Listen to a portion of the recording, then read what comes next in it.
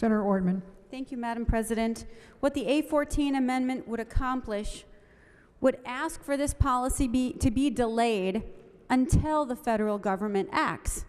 But once the federal government acts and creates what I believe they will do, create a pathway to citizenship for some of the folks that can qualify and obtain some form of documentation, then these students can apply, present that documentation to our institutions of college here in the state of Minnesota, and get financial aid, as is continuing in this bill, and also in-state tuition. I think, Madam President, that while these students might be able to attend college and they might be able to graduate without an amendment like this, we also know they will not be able to work here, and that's why we should wait for the federal government to act. We can put these policies in place to create the incentives to let these folks know that when the federal government acts, Minnesota will recognize their hard work and their talent, and we will encourage them to attend our colleges, and we will welcome them in our workplaces.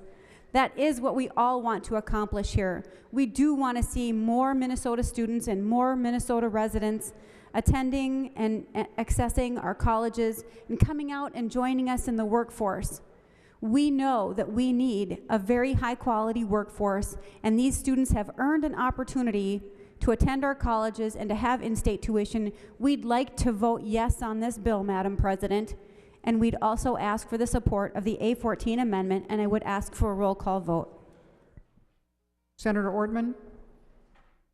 Madam President, again, immigration is a federal issue. We should defer to the federal government. It doesn't mean we shouldn't have complementary policies in the state of Minnesota that would encourage these students to go to college and be well educated and join the workforce. But even the Chamber of Commerce has recognized that they must be qualified. And unfortunately, until the federal government acts, these students will be not qualified to work.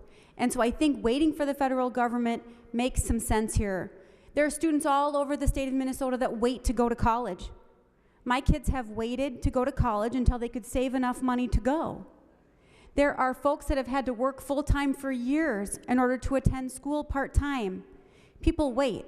I think we should take this argument to the federal government. I do believe the federal government will act. It's a complicated issue. I don't believe that we should be setting policies in this state that conflict with our federal government on this issue at this time. I hope members will vote yes to this amendment so many members in this chamber can also vote yes on this bill.